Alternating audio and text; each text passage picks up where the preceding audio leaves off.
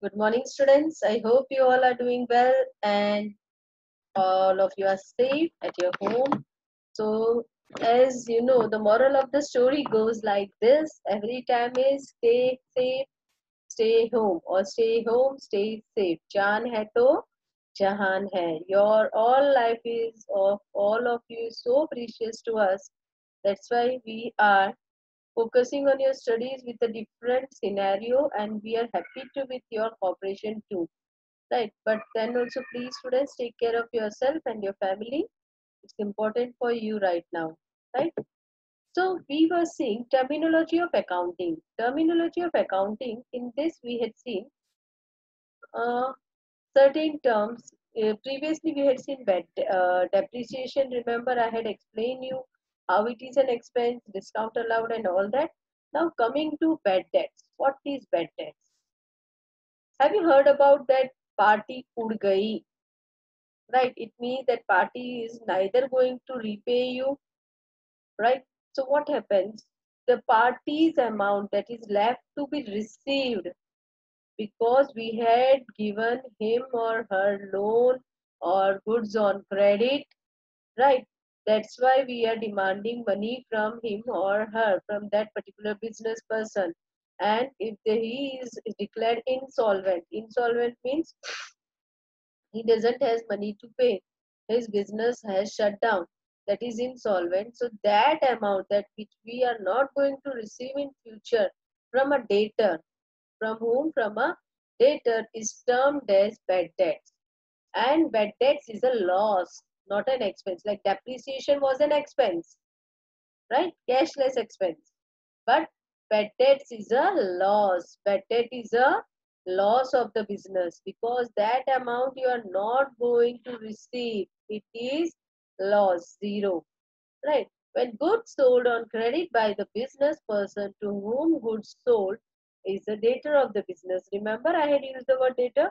From him, the amount of sales is to be collected. Many times, debtor of the business may not be in position to pay full amount due to this weak financial condition. If the amount is not collected even after necessary effort, the amount which is not received is known as bad debt. Bad debt is an loss, not an expense, right? So you need to remember this because it is important to be have difference between the loss and expense. Bad debt is not an expense of business.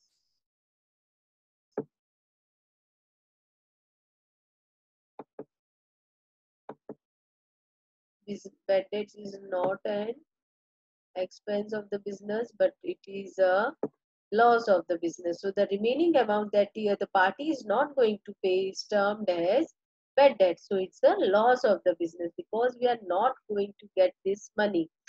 Is it clear? And expense is what? The expense we had done in that we had against used a service. So that becomes an expense. Is it clear? We had buy any product. But this is a loss, right? Bad debt is clear to you? Next is solvent. I had used the word insolvent. Insolvent means Hindi word में बोले तो that goes to दिवालिया. That is के they don't have money to repay.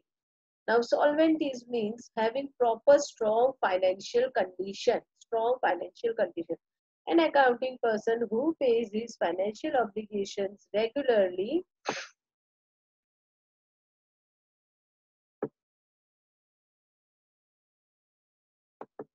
who financial posi- pays his financial obligation regularly, and whose assets are more than liability, that person is known as solvent person. So what is that solvent person? Because they have more asset than liability. So if unforeseen situation comes to them, so what they can do? They can sell that asset and easily cover that liability by selling the asset. That is solvent position. But when liabilities are more, so what they are going to say? Is it clear? So solvent is clear, a strong financial position. Insolvent in accounting, a person who doesn't pay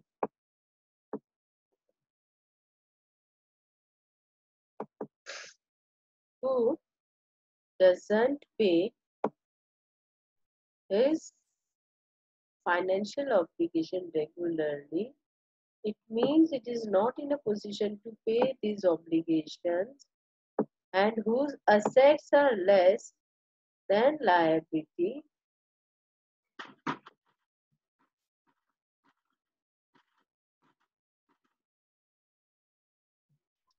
is known as insolvent. Is it clear?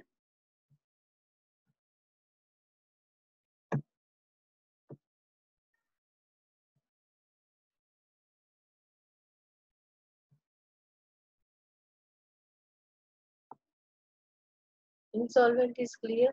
That person is known as insolvent person. Unless the person is declared insolvent by the court, he cannot be treated as insolvent. So for treating it as insolvent, it has to be declared by court that the person doesn't has financial obligations to fulfill and he is insolvent. Right. So then only you can treat him as insolvent. You would have seen on many of the properties notices are there. This particular property is sealed by a particular bank, particular thing. So because they are declared insolvent, debit and credit. And the most important word that you are going to learn for the entire lifetime. There are two important words in accounting. Every transaction has a two effect in double entry system, debit and credit. What does it has? Debit and credit.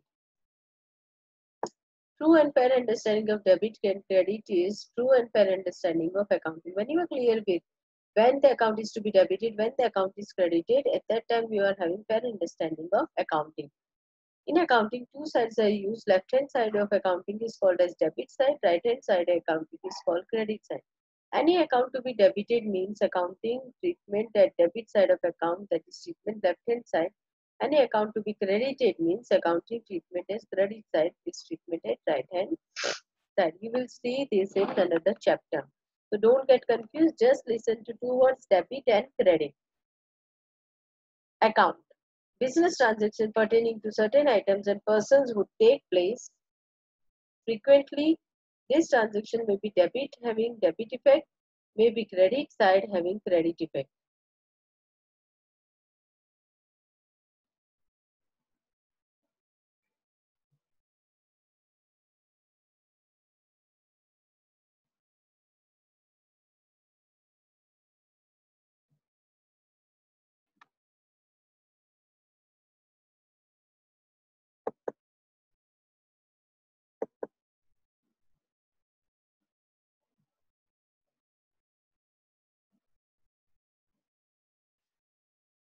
Right? So account. The transaction pertaining to respective item or person is at one place and from where the summary of transaction of that item can be obtained is called an account.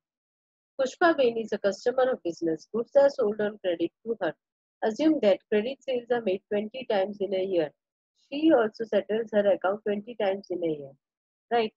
So now there will be 20 into 2 equals to 40 transactions with Pushpa Bain during the year.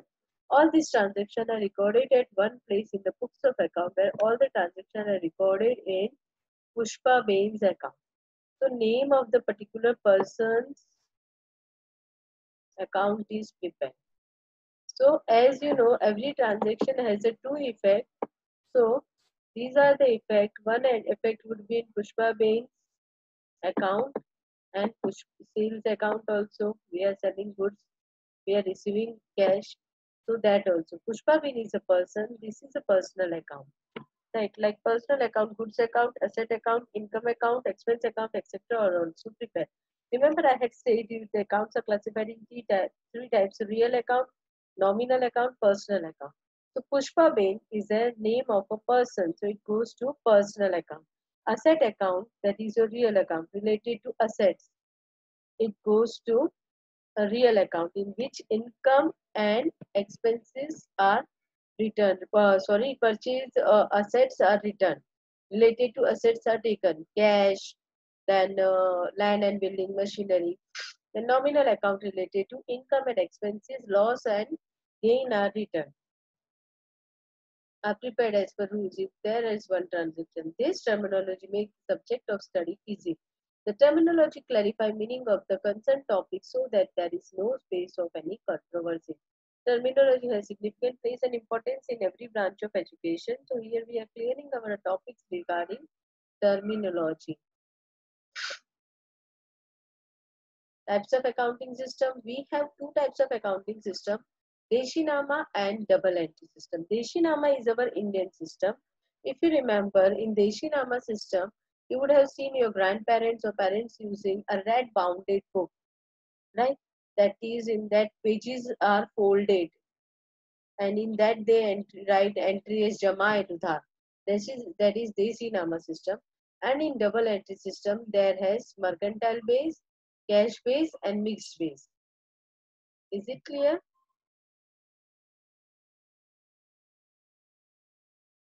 So, mercantile base, under this system, when accounts are prepared, all transactions of the respective year are considered. In the transaction of that accounting year, transactions pertaining to receipt, payment, liabilities, and assets are included. Incomes and expenses of respective years are considered. Where outstanding income when paid in advance, outstanding income received in advance are also included related to the current year's expense and income. Income and expense of that particular financial year only considered. It includes the receivables of incomes of current year and payable expense of the current year, cash incomes, etc. of the current year. As you can see, why I am going in so fast, because you can see these are the expenses of the current year. Remember, I had shown in your financial year 1/4/2014 to 31st March 2014, and the expenses of the current year are taken into consideration. Take example, what is that? Assume that the accounts are prepared for the year 1/4/2014 and 31st March 2015, and the salary of 5,000 is paid every month, right? Salary is paid every month. So further assume that what would be the salary for a year for that particular person? 12 into 5, that should be 60,000. But what we say, further assume that the March salary is outstanding, because on 31st March accounts closes, so as salary are not paid, it will be paid on the in the month of April. So we are saying that March salary is left. So what happens in our accounts? These 11 months are also included.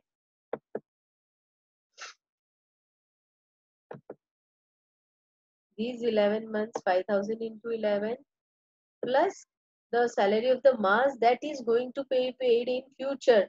But this is the expense of the current year, that is also added. So outstanding expenses are also added of the current year. And finally, what is the expense of that particular business for salary? 60,000. So in that they write as 60,000. Is it clear?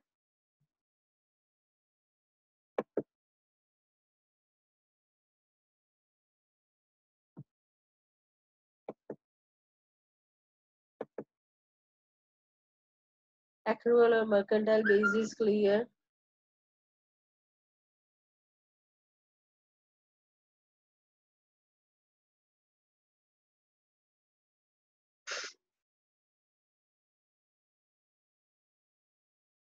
I hope you are clear with it. In practice, excluding certain sectors, and all the sector accounts are maintained under mercantile or accrual system. This is a very popular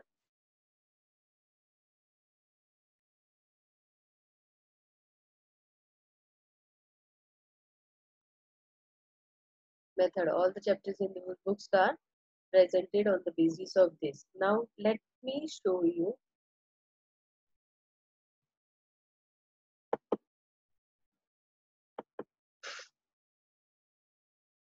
See, this is profit and loss account of Sri Dhaval for the year ending on 31st March 2015. So what is the financial year? 1st April 2014 to 31st March 2015. As we know, we are preparing trading account, P&L account, and balance sheet. So first two are account and the rest is your statement. So in these accounts, trading and P&L account, what we do, add the expenses outstanding or income outstanding of previous outstanding of the current year. You can see salary paid is 99,000. Can you see over here? Salary paid is 99,000.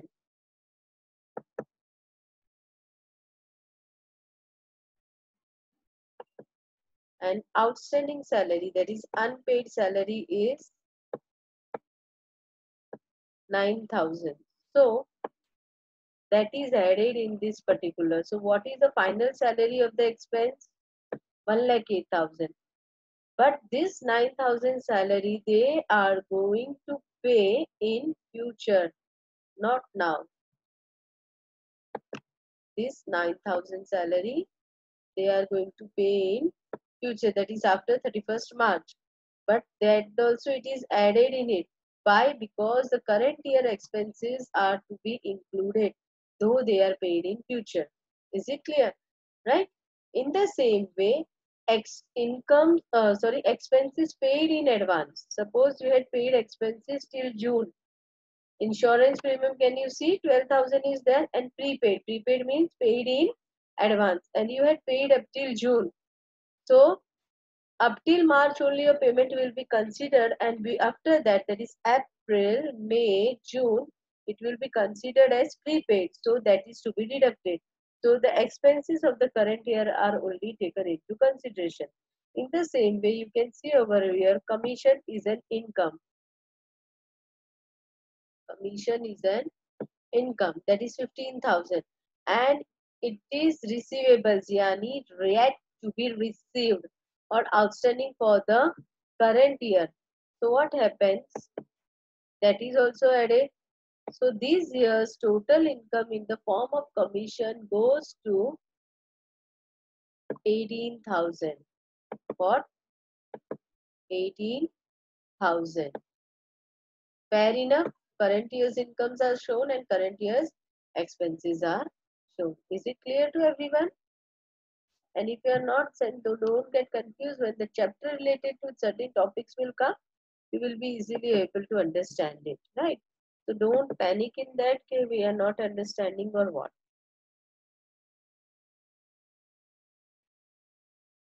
You can see depreciation. Yesterday we had seen depreciation on furniture, depreciation on building, depreciation on motor car. This is all on the expense side.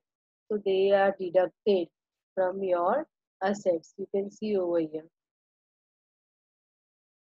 Furniture depreciation. Furniture was 80,000. It is reduced to 70. So the value of the asset is decreasing. Yes or no? You can see over here. So it is an expense of the business, and expenses are shown on the P&L debit side. Can you see over here? Yes. And debit and credit were there. So here you can see we write debit and credit. The effect of debit is written on debit side, credit is written on credit side. Is it clear?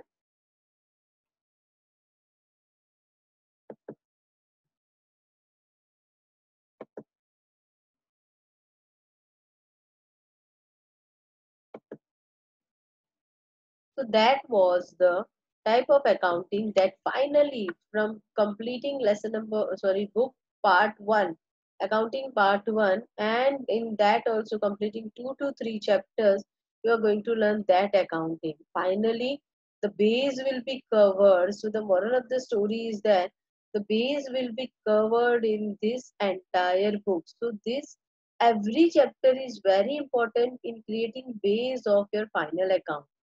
Right. So wherever you are getting doubts in this, theoretically you would be not able to correlate. So when you will do practically, like it's same as computer. You are learning and learning, but until and unless you are not getting the time to practice, practically you will not be having knowledge what is particularly that thing want to say. Right. So here steps to prepare account. First one is voucher. Second one is identification of, it means voucher means bills and all that. On that they identify identification of transaction, is a cash transaction or credit transaction. Then it goes in the journal. Journal entries are done, debit and credit basis. And through that journal, the posting is done in the ledger. And finally, ledger gives the closing of, remember we had seen Pushpa Bain has 20 transactions in a year. She pays also, she collects also everything. So that Pushpa Bain's account is created. So that is only ledger. So at the end of the year, her personal account is cleared and the balance, whatever it's a debit balance, credit balance, that is taken, and in this trial balance that is recorded.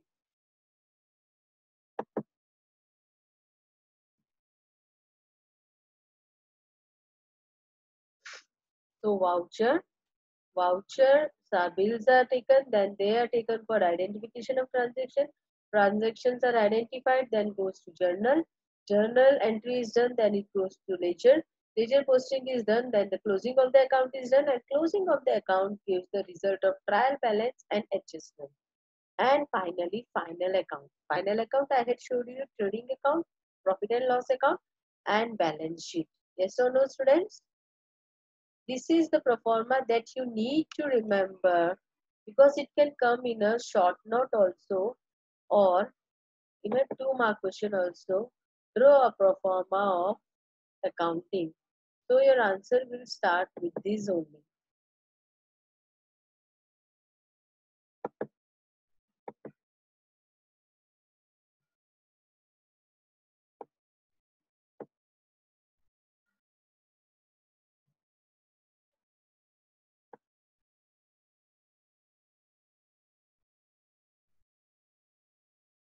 Is it clear?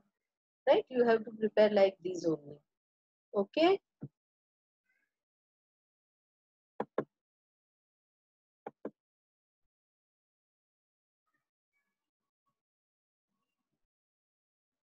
You can see first step is voucher. Voucher is the first step of business transaction which is valid in written document of the transaction made. Means either it's a purchase, it's a sale, cash transaction, credit transaction, etc.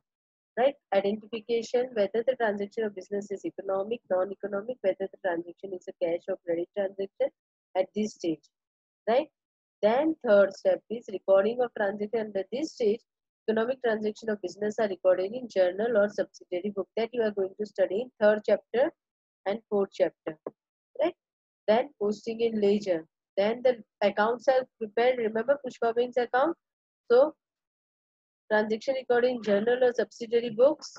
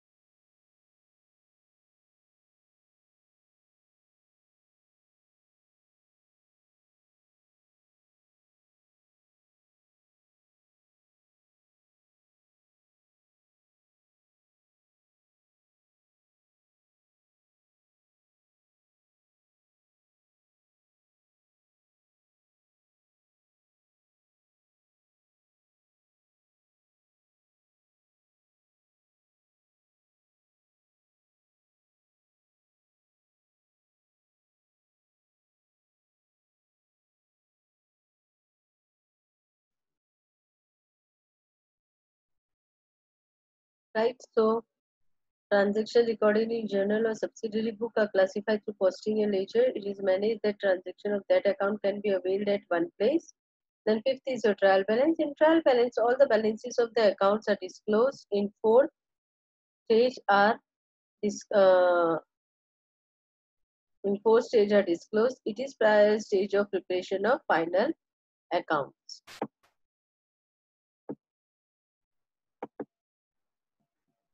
Fifth, then for final step, annual accounts. These are prepared on the basis of trial balance and adjustment, where trading account, P&L account, that is profit and loss account, balance sheet are included. Right. So this is your chapter first. MCQs you have to do. MCQs are a part of your syllabus. So I'm writing what you have to do and what you don't have to do. Wherever the signs are there, at that on that basis you are going to do particular. So MCQs you are going to do, then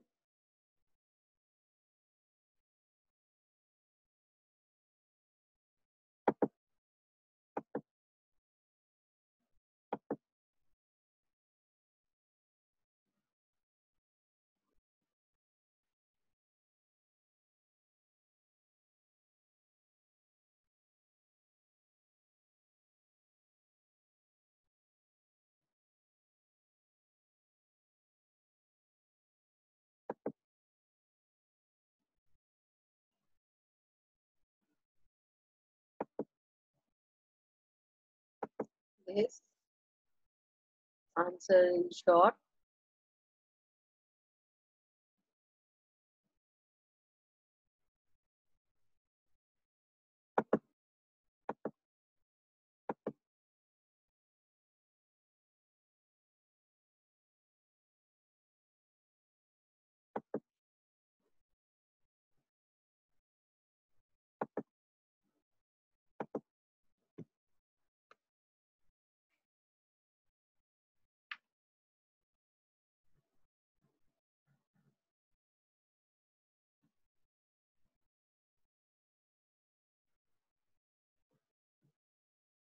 Then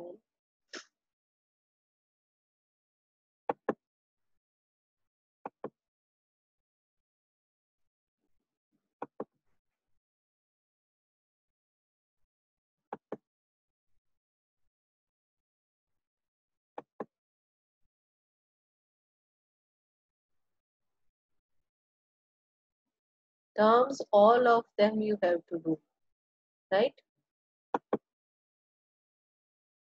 Can you see this? All the terms that are in your textbook question, that only I'm going to give you in exam. So I'm reducing your lot of work, right? So all the terms you have to do.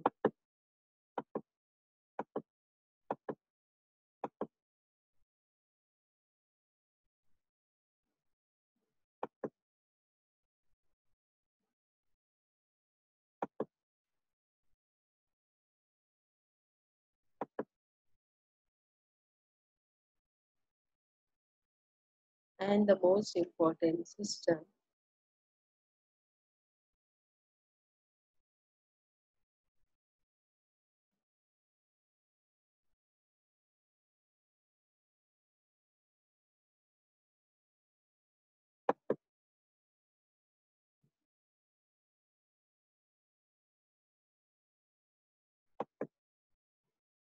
only this.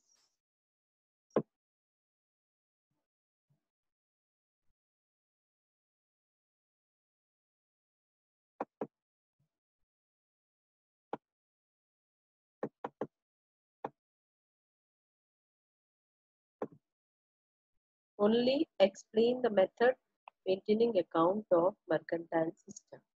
Is it clear what you have to do? Right?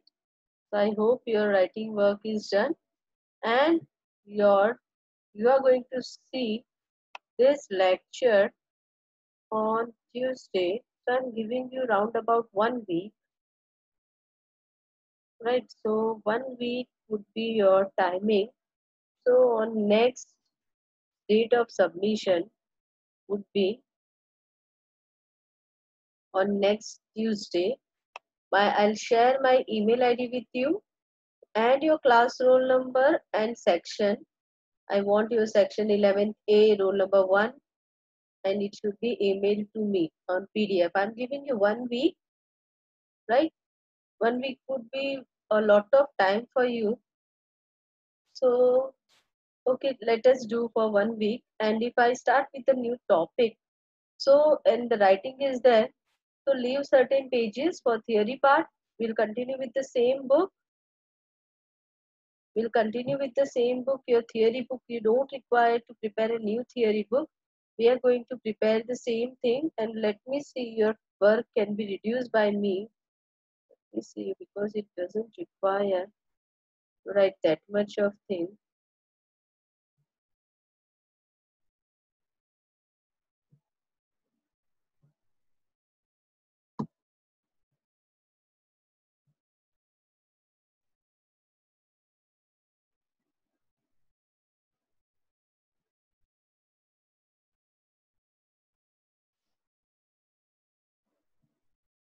I had given a limited of things, types of liabilities, types of assets. These are small answers, and I had cut these also. So which questions you don't need to go for, in that also I'm using certain, what we say,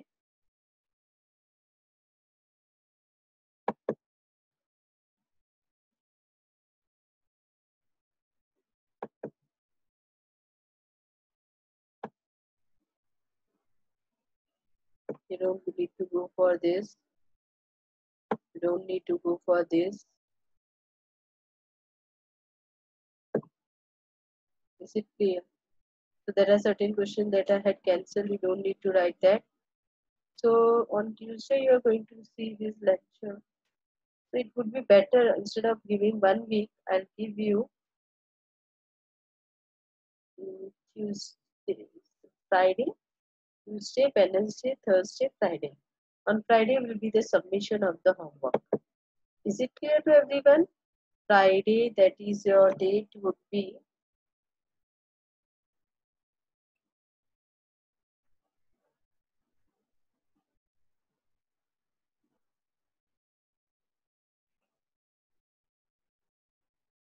24th.